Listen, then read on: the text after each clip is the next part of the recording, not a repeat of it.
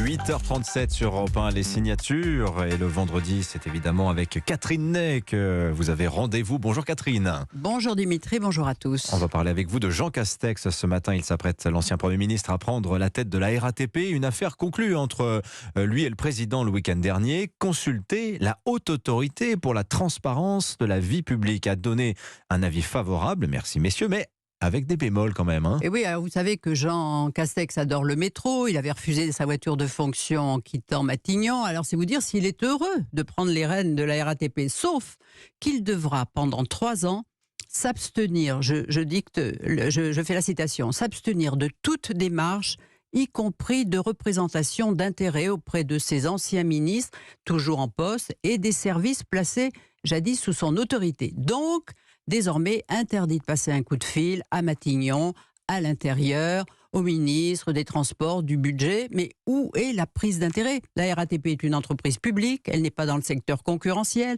Jean Castex est un haut fonctionnaire.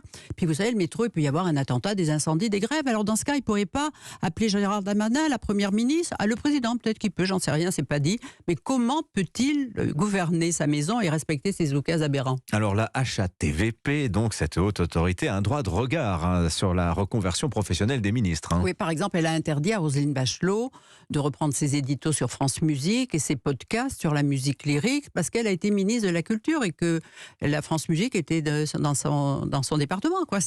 C'est peut-être parce qu'elle connaissait la musique qu'elle a été nommée ministre. Elle ne l'est plus et elle ne peut plus parler musique sur France Musique. Alors là, où est le conflit d'intérêts ? Mais elle peut en revanche être aux grosses têtes sur RTL et sur BFM. Frédérique Vidal, la ministre de l'Enseignement supérieur, souhaitait intégrer une école de commerce internationale comme directrice de la stratégie, spécialiste de la génétique moléculaire. Elle souhaitait être conseillère scientifique d'une fondation créée par cette école.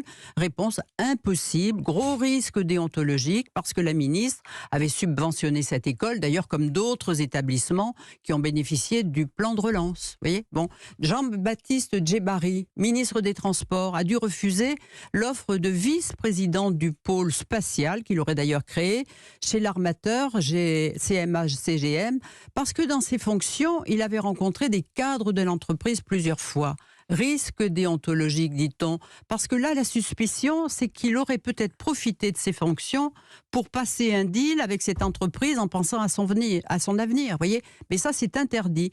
En revanche, il a eu le feu vert pour entrer chez Opium, une start-up qui construit des voitures à hydrogène, cette start-up n'ayant pas reçu de subvention de son ministère. Mais il a, lui aussi, interdiction d'entrer en contact avec ses anciens collaborateurs et ses ex-confrères toujours ministres. Alors, après, faut-il s'étonner que des gens du privé sollicités pour entrer au gouvernement le refusent.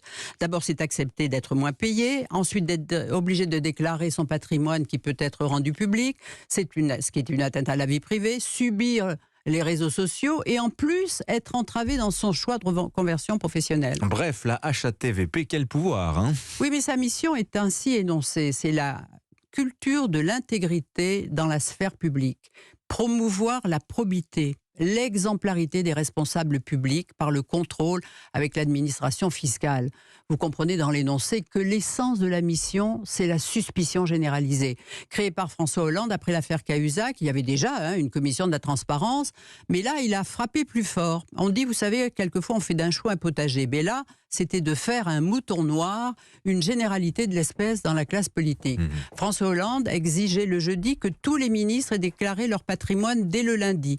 La première avait été Christiane Taubira. Elle déclarait posséder 2 vélos, c'est tout. Alors, vous pensez, idole de la gauche, elle ne possédait rien, c'est-à-dire qu'elle pouvait être ministre, elle, parce qu'elle était pure. Mais honte à ceux qui avouaient payer l'ISF. Exemple, Marisol Touraine, ministre de la Santé. Je me souviens de la réaction de l'un des électeurs sur Europe 1 qui disait « Ah, ça, j'aurais pas cru ça d'elle, je voterai plus pour elle ». Donc désormais, les élus, les membres de cabinet sont obligés de faire une déclaration de patrimoine en prenant leurs fonctions. Et pareil à la sortie, au cas où si, pendant leur mandat, ils se seraient enrichis. Oui, mais en réalité, c'est une machine à créer du délit parce qu'un oubli peut vous valoir d'être traduit en justice. Par exemple, un sénateur, agriculteur, qui avait oublié de signaler une grange lorsqu'il est entré au Sénat, il l'a déclaré en quittant le Sénat.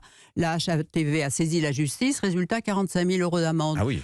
Voilà, un tracas infernal. Il faut détailler l'origine des revenus du patrimoine depuis 5 ans, présenter des factures. Il a même été demandé à un vice-président de région la facture d'achat d'une moto qui avait 10 ans. Était-ce un cadeau, suspicion. Et puis, il peut y avoir ceux qui ont la nue propriété à 30% d'un appartement occupé par des usufruitiers. Ce qui veut dire qu'il ne peut ni vendre, ni louer, ni saisir un appartement. Eh bien, le fisc ne lui demande pas de le déclarer, mais la haute autorité, oui. Par exemple, un tableau qui est évalué à moins de 10 000 euros n'a pas à être déclaré. Mais si vous en avez plusieurs, ça fait une collection, ça fait plus de 10 000. Vous voyez, ça dépasse le montant. Un membre de cabinet ministériel fait une déclaration avant d'y entrer. Mais si son ministre est remplacé par un autre, et que lui reste, il doit quand même refaire une déclaration. Vous voyez, c'est fou. Mais c'est comme ça, vous voyez, c'est très grave parce qu'on crée une société de défiance. Oui. Et vous avez même identifié d'autres aberrations quand même. Oui, c'est l'extension de la prise illégale d'intérêt, mais ça devient judiciaire. Exemple, un conseiller régional est nommé par la région au conseil d'administration d'un lycée. Eh bien, il n'a pas le droit de participer au débat budgétaire sur les fonds qu'il faut allouer au lycée. Mieux, il ne doit pas être présent dans l'hémicycle. Ainsi, on peut citer le cas à Nice du premier adjoint de Christian Estrosi.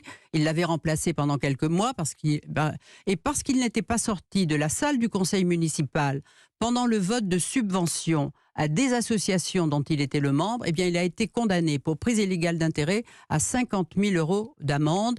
Et tenez-vous bien, à verser 5 000 euros à l'association Anticorps, qui est à l'origine de l'affaire, comme à beaucoup d'autres. Ce parquet bis créé avec la bénédiction de Christiane Taubira. Et on se demande bien pourquoi Jean Castex lui a renouvelé son agrément. Merci beaucoup Catherine Ney. Alors derrière la déontologie, qu'est-ce que l'on reproche? La prébende, l'avantage ou peut-être le signe de richesse? Oh bah voilà, transition toute trouvée avec notre débat et notre vendredi thématique du jour. Merci beaucoup Catherine Ney. Je vous dis à vendredi prochain.